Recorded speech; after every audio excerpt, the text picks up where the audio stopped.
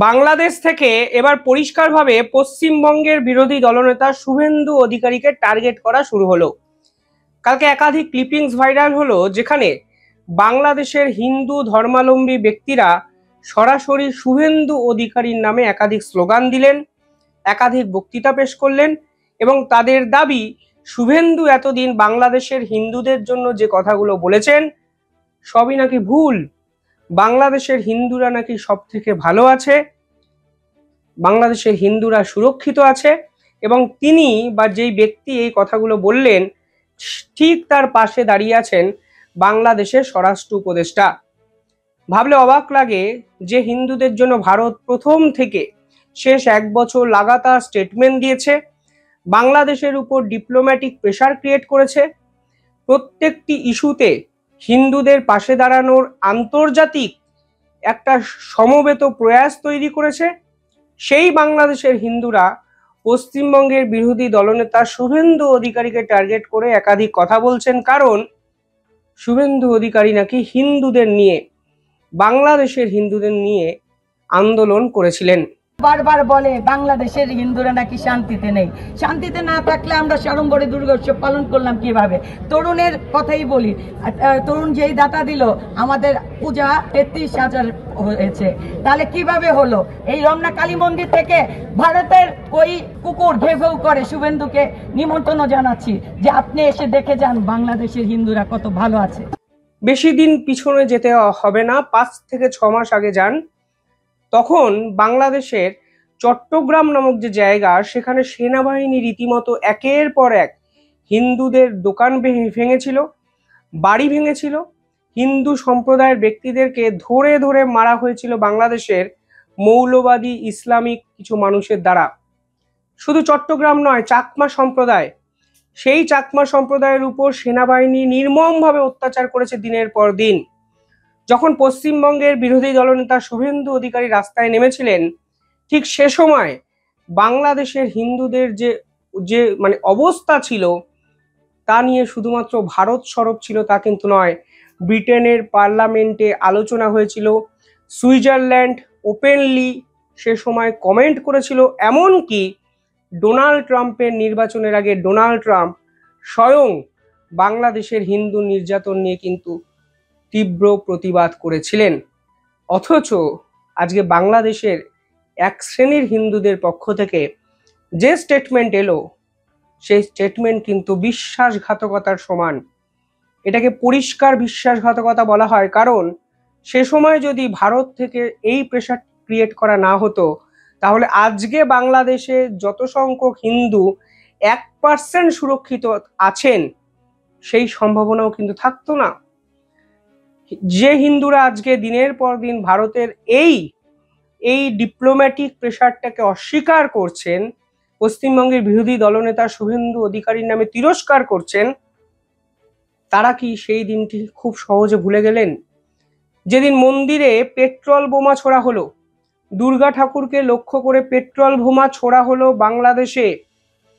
বাংলাদেশের নরেন্দ্র মোদী গিয়ে ভারতের প্রধানমন্ত্রী গিয়ে একটি মন্দিরে স্বর্ণ মুকুট দান করেছিলেন, সেই মুকুট অবধি চুরি করা হলো মোহাম্মদ ইউনূসের সরকারের আমলে। তথ্য বলছে, ফ্যাক্টস বলছে, শেষ 8 মাসে যত হিন্দু নির্যাতন বা হিন্দুরা ঘর ছাড়া বাংলাদেশে হয়েছে তা বাংলাদেশের ইতিহাসে এর আগে হয়নি।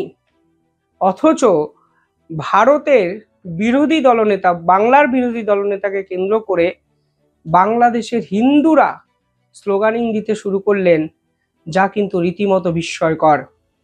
আমি জানি না এর পিছনে আসল ষড়যন্ত্র এক্স্যাক্টলি কি আছে। যারা এই স্লোগান দিচ্ছেন তারা কি চিন্ময় প্রভুকে দিনের পর দিন জেলবন্দি করে রাখার বিপক্ষে কোনো কথা বলছেন? বিনা বিচারে চিন্ময় প্রভুকে দিনের পর দিন জেলে আটকে রাখা হয়েছে মোহাম্মদ ইউনূস সরকারের পক্ষ থেকে। মোহাম্মদ ইউনূস সরকারের পক্ষ থেকে আদালতে গিয়ে বলা হয়েছে সংবিধান থেকে ধর্মনিরপেক্ষতা শব্দটা তুলে দেওয়ার জন্য। বাংলাদেশ থেকে স্লোগান এসেছে ইসকনের নামে, যে ইসকন রয়ের দালাল, কোট আনকোট রয়ের দালাল বলা হয়েছে ইসকনকে। এমনকি বাংলাদেশের হিন্দুদেরকে লাগাতার ভাবে ভারতের দালাল, ভারতীয়দের দালাল এসব বলে দাগিয়ে দেওয়া হয় এবং বাংলাদেশের হিন্দুদের উপর দিনের পর দিন মানসিক নির্যাতন করে ভারতবর্ষে জোর করে ঠেলে পাঠানোর চেষ্টা সমবেতভাবে প্রাতিষ্ঠানিকভাবে বাংলাদেশের সরকার কিন্তু করে, এবং তার বিপক্ষে সে সময় পশ্চিমবঙ্গের বিরোধী দলনেতা কিন্তু রাস্তায় নেমেছিলেন। শুধু বিরোধী দলনেতা নয়, আমরাও একাধিক ভিডিও দেখিয়েছিলাম যেখানে বাংলাদেশের হিন্দুদেরকে টার্গেট করে দিনের পর দিন অত্যাচার করা হয়েছিল। আপনাদের কি মনে আছে, চিন্ময় প্রভু এক বৃহত্তম সমাবেশ ডেকেছিলেন যেখানে হিন্দু জোট একত্রে বক্তৃতা পেশ করেছিলেন, এবং সেই সমাবেশে যারা গেছিলেন তাদেরকে শুধু আক্রমণ করা হয়নি, তাদেরকে সেই দিন হোটেল অবধি দেওয়া হয়নি বাংলাদেশে। একের পর এক হোটেলের বুকিং ক্যান্সেল করে দেওয়া হয়েছিল শুধুমাত্র হিন্দুরা যেন সেই সমাবেশে যোগদান করতে না পারে। একের পর এক আইনজীবীর উপর নির্মম কেস দেওয়া হয়েছে। চিন্ময় প্রভুর বিপক্ষে আদালতে সওয়াল করার জন্য আইনজীবী অবধি বাংলাদেশে এই মুহূর্তে নেই, অথচ এই বাংলাদেশে এক শ্রেণীর হিন্দুরা পশ্চিমবঙ্গের বিরোধী দলনেতাকে টার্গেট করছেন কেন? কারণ শুভেন্দু অধিকারী বলেছেন বাংলাদেশের হিন্দুদের অবস্থা ভালো নয়।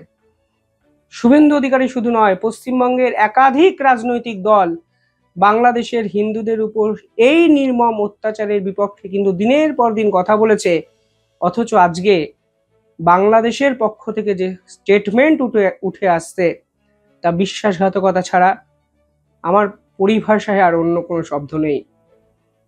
মোহাম্মদ ইউনূস বারবার বলেন বাংলাদেশের সংখ্যালঘুরা সুরক্ষিত আছেন, যেটুকু হচ্ছে সব নাকি রাজনৈতিক প্রতিহিংসা। ধর্মীয় মেরুকরণ বাংলাদেশে নেই, হিন্দুরা খুব ভালো আছেন, হিন্দুরা আগের মতো খুব সুরক্ষিত আছেন। কিন্তু বাস্তবিক চেহারা বলে বাংলাদেশে শেষ 8 মাসে হিন্দুরা সব থেকে বেশি নির্যাতিত হয়েছেন। এমনকি এও খবর পাওয়া গেছিল হিন্দু এক যুবতীকে বিএনপির এক নেতা জোর করে ধর্ষণ অবধি করেছিলেন, অথচ সেই হিন্দু সমাজের প্রতিনিধি ভারতের বিভিন্ন কার্যকলাপের বিরোধিতা করলেন, পশ্চিমবঙ্গের বিরোধী দলনেতাকে টার্গেট করলেন, এবং তিনি দাবি করলেন বাংলাদেশের স্বরাষ্ট্র উপদেষ্টার পাশে দাঁড়িয়ে যে ভারত থেকে যেভাবে হিন্দুদের হয়ে কথা বলা হচ্ছে সবটাই নাকি ভুল, সবটাই নাকি মিথ্যা প্রচার। বাংলাদেশের হিন্দুরা সুরক্ষিত, ভারত অতিরঞ্জিত করে প্রতিবাদের ভাষা আন্তর্জাতিক স্তরে ছড়িয়ে দিচ্ছে। প্রশ্ন হলো, কিসের জন্য এই বিশ্বাসঘাতকতা? কিসের জন্য তারা ভারতের বিপক্ষে হঠাৎ করে কথা বলতে শুরু করলেন? কিসের লোভে তারা হঠাৎ করে মোহাম্মদ ইউনূস সরকারকে সর্বশেরবা ভাবতে শুরু করলেন? কিসের জন্যই ঠিক পশ্চিমবঙ্গের বিরোধী দলনেতাকে বেছে বেছে টার্গেট করা হলো? কিসের জন্য পশ্চিমবঙ্গের একাধিক সাংবাদিকের নামে যারা হিন্দুদের হয়ে লাগাতার কথা বলেছে তাদের বিপক্ষে কথা বলা হচ্ছে? পরিষ্কার বোঝা যাচ্ছে এ এক মস্ত বড় আন্তর্জাতিক ষড়যন্ত্র, এবং এই ষড়যন্ত্রের জন্যই বাংলাদেশের কতিপয় কিছু হিন্দু সমাজ 180 ডিগ্রি পাল্টি খেয়েছে এবং মোহাম্মদ ইউনূসের ইমেজকে নির্বাচনের আগে নতুন করে রিভাইভ করার জন্য রাস্তায় নেমেছে। বাংলাদেশের পাশে যখন এই স্টেটমেন্টগুলো উঠে আসছিল বিভিন্ন জায়গায়, পাশে দাঁড়িয়ে আছেন স্বরাষ্ট্র উপদেষ্টা, যিনি ভারত বিরোধিতা করে শুধুমাত্র ক্ষমতায় আছে। এই স্বরাষ্ট্র উপদেষ্টাকে যদি প্রশ্ন করা হয় বাংলাদেশের বর্তমান আইন শৃঙ্খলা নিয়ে, তিনি কিছু বলতে পারবেন না। যদি এই স্বরাষ্ট্র উপদেষ্টাকে প্রশ্ন করা হয় বাংলাদেশের সীমান্তে দিনের পর দিন অনুপ্রবেশকারীর সংখ্যা বাড়ছে কেন, তিনি কিছু বলতে পারবেন না। তিনি কিছুই বলতে পারবেন না, অথচ এই স্বরাষ্ট্র উপদেষ্টার মস্তিষ্ক প্রসূত অপারেশন ডেভিল হান্ট, যেখানে কিন্তু হিন্দুদেরকে বেছে বেছে সেনাবাহিনীর পক্ষ থেকে টার্গেট করা হয়েছে, যে হিন্দু সমাজ আজকে ভারত বিরোধিতায় মগ্ন। আমি সত্যি জানি না এই ব্যক্তি যিনি এই কথাগুলো বলছেন, এই মহিলা বা এই মহিলাদের বিভিন্ন সাগরেদরা, তারা সত্যি বিশ্বাস করেন নাকি যে হিন্দুরা বাংলাদেশে সুরক্ষিত। কিন্তু সংখ্যায় বলছে, তথ্য বলছে 1971 সালে যত শতাংশ হিন্দু বাংলাদেশে ছিলেন, আজকে 2025-এর দাঁড়িয়ে সেই সংখ্যাটা 2%-এ নেমে এসছে। আমি জানি না বাংলাদেশের এই সরকার হঠাৎ করে হিন্দুদেরকে সামনে রেখে ভারত বিরোধিতা করে নতুন কোনো রাজনৈতিক চক্রান্ত শুরু করলেন কিনা, কিন্তু হিন্দু সমাজের পক্ষ থেকে যে ভার্সন উঠে এলো তা ভারতের জন্য সত্যি অস্বস্তিকর। কারণ ভারত একমাত্র দেশ যে 8 মাসে অন্তত 30টা অফিসিয়াল স্টেটমেন্ট, আমি কিন্তু অফিসিয়াল স্টেটমেন্টের কথা বলছি, স্বরাষ্ট্র মন্ত্রকের পক্ষ থেকে, বিদেশ মন্ত্রকের পক্ষ থেকে লাগাতার দেওয়া হয়েছে। হিন্দু নির্যাতন নিয়ে বাংলাদেশের এই অবস্থা নিয়ে ভারতের পার্লামেন্টে আলোচনা হয়েছে, পার্লামেন্টে রেজলিউশন পাস হয়েছে, নোটিফাই জারি করা হয়েছে, এবং ভারত সরকারের পক্ষ থেকে একাধিকবার মোহাম্মদ ইউনূসকে অফিসিয়ালি চিঠি লেখা হয়েছে হিন্দু নির্যাতন নিয়ে। অথচ বাংলাদেশের এই হিন্দু সমাজের প্রতিনিধিরা আজকে দাঁড়িয়ে বলছেন পশ্চিমবঙ্গের বিরোধী দলনেতা সেদিন পেট্রোপল অব্দি যে মিছিল করেছিলেন হিন্দুদের স্বার্থে, হিন্দুদের বাঁচানোর জন্য যে লড়াই করেছিলেন, হিন্দুদেরকে পাশে দাঁড়িয়ে যে বার্তা দিয়েছিলেন, তা সবটাই নাকি অতিরঞ্জিত, মিথ্যে, ভুয়া, ভুল, চক্রান্ত এবং ষড়যন্ত্র। আসলটা কি তাহলে? কোনটা সত্যি? দুর্গাপূজায় সবকিছু শান্তিতে আছে সত্যি? যাই হোক, এই প্রতিবেদন শেষ করার আগে একটা ছোট্ট তথ্য আপনাদেরকে দিয়ে দিই। যে মহিলা আজকে এই কথাগুলো বললেন, ঠিক দুদিন আগে সেই মহিলা কি জানেন? বাংলাদেশের নেত্রকোনা কালীবাড়িতে যে কালী ঠাকুর তৈরি হয়েছিল, যে কালী মাতা তৈরি হচ্ছিল মন্দিরে, সেই মন্দিরে গিয়ে কালী মূর্তিকে মৌলবাদীরা, ইসলামিক মৌলবাদীরা ভেঙে টুকরো টুকরো করে দেয়। এমনকি শুধু তাই নয়, কার্তিক ঠাকুর তৈরি হচ্ছিল ওই নেত্রকোনার ওই মন্দিরের একটি জায়গায়, সেই কার্তিক ঠাকুরের হাত অবধি ভেঙে চুরমার করে দেওয়া হয়েছে। সেই ছবি, ভিডিও সামাজিক মাধ্যমে ভাইরাল, এবং দেখুন ভারতের একাধিক মিডিয়া কিন্তু বাংলাদেশের এই মৌলবাদী, ইসলামিক মৌলবাদীদের চরিত্র তুলে ধরেছে। আমি সেই তথ্য আপনাদেরকে দেখালাম শুধুমাত্র এটা বোঝানোর জন্য যে বাংলাদেশের হিন্দু সমাজ বিশ্বাসঘাতক হতে পারে, এক শ্রেণীর সমাজ, এক শ্রেণীর কিছু কতিপয় হিন্দুরা, কিন্তু সামগ্রিকভাবে বাংলাদেশের সংখ্যালঘুদের অবস্থা যদি বিশ্লেষণ করেন তাহলে দেখবেন তারা সত্যি এক ভয়ঙ্কর মানসিক নির্যাতনের শিকার, এবং তারা সত্যি হয়তো ভালো নেই। যাই হোক, কমেন্টে জানাবেন এরপর ভারতের কি করা উচিত।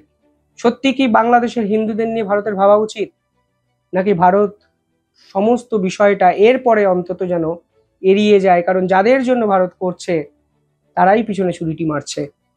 কিছুদিন আগে ভারতের পক্ষ থেকে একটি নোটিফিকেশন জারি করা হয়েছিল, আপনারা সকলেই জানেন। যারা 2024 ডিসেম্বরের মধ্যে ভারতে আসবেন, যে হিন্দুরা আসবেন, যে সংখ্যালঘুরা আসবেন, তাদেরকে সিএ এর আন্ডারে ভারতের নাগরিকত্ব দেওয়া হবে। অর্থাৎ ভারত অফিসিয়ালি পার্লামেন্টে আইন এনে বাংলাদেশের হিন্দুদের পাশে যখন দাঁড়ালো, তখন বাংলাদেশের হিন্দু সমাজ ভারতের একাধিক নেতাকে টার্গেট করতে শুরু করলেন। কি অদ্ভুত বৈপরীত্য! আমি জানি না বিশ্বাসঘাতক ছাড়া এটা আর কেউ করতে পারে কিনা। যাই হোক, কমেন্টে জানাবেন আপনারা কিভাবে দেখছেন পুরো বিষয়টি, আর ভারতের এই মুহূর্তে কি করা উচিত। ধন্যবাদ।